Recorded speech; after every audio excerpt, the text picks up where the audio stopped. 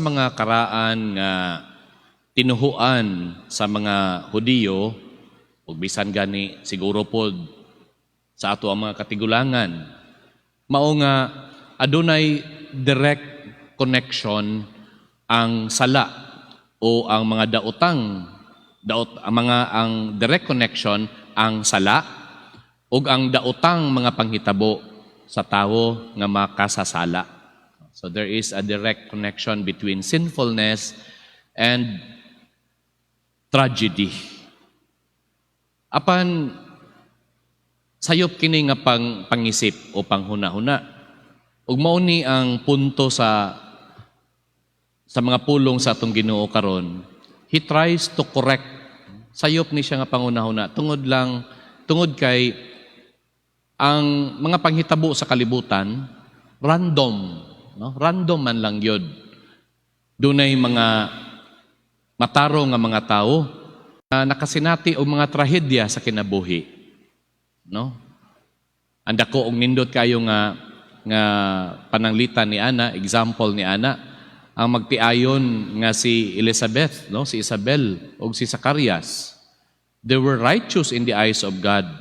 Pero sa dugay nilang pagpangita o pagpangayo o kining anak, wala gyud sila tagai, no? Ug munang tan-aw nila kang Isabel nga mula gina si Isabel kay baog man, no? Matud pa nila nahiagom sa maong ingon matud pa nila sa ilang hunahuna murag na ay curse kuno. Ug nga mao man tinuod, no? Things happen in random. Dunay mga trahedya nga nahitabo sa mga matarong nga tao. Unya sa mga makasasala, no, makaingunta nga dili sila ingunta og kanang takos. Apan daghan sa mga makasasala matag karon og unya nakatagamtang og mga nindot kayo mga butang. Naka-benefit sila sa mga maayong nga butang. Mo nang usahay miingunta unsa man ni kana noong mga dautan nga tawo ni samot naman hinuog kadato, no? So again, ang mga panghitabo sa kalibutan, mga panghitabo sa atong kinabuhi, they happen in random. Naay mga maayong butang, naapoy mga dili maayong butang nga nahitabo sa atong kinabuhi. And Jesus tries to correct that notion about nga kung makasasala ka, maunang nahiagom ka, ang nahiagom sa imo ang trahedya, lagi tungod kay sa imuhang sala. So that is now being corrected. Ang klaro niyang gisulti niini mao nga sa duha ka pinaagi sa duha ka ingunta og taho, no, news about aning mga Galileanhon nga gipamatay ni Pilato. Wala man gyud historical record nga nahitabo ni siya, no? Bisan gani ang katong tore nga na tore nga na tumba, na collapse, unya 18 ka mga mulumulupyo sa Jerusalem nga matay. No? Ang iyang una-una diri nga matud pa sa atong Ginoo nga sila nga matay dili tungod kay sila makasasala. Ang tinuod mao nga kun dili mo magbag-o sa inyong kaugalingon, dili mo biya sa inyong mga sala, mao lang gihapon you will end up sa mao lang gihapon nga kahimtang kamatayon. So mao ning punto sa ato ang Ginoo mga igsoon. Nga ang labi niyang gitagaan og emphasis, ang trahedya nga mahitabo sa tawo mao ang pag-abot sa katapusan sa atong kinabuhi nga wala ta makakabot sa unsa gyud ang purpose sa ato ang kinabuhi. Maunay dako kaayo nga trahedya. And muna atong paningkamutan nga malikay ta sa mahong trahedya nga we reach the end of our life without achieving our purpose in life. Muna nga gamit siya usa ka sambingay nga familiar kaayo sa mga Hudiyo kaniadto. Mahitungod kini sa kahoy nga igira, fig tree. Ang kini daing fig tree, gikan sa pagtanom niini, it will take 3 years pa, ingon nga mahimo siyang mature, nga ready na siya mamunga. Apan sa una niyang pagpamunga, usually on the 4th year gikan sa pagtanom, ang unang bunga matud pa sa balaod ni Moises nga ang tanang bunga niini ihalad ngadto sa altar sa Jerusalem. Okay? So tanang mga Hudiyo nga nakakuha sa bunga, ilagyapon wala sila mailaha. Siguro tinuod lang ana makatilaw gyapon siguro sila, no? Tamis mang gyud kuno ng fig tree. Okay? So walay maila sa ikaapat nga tuig.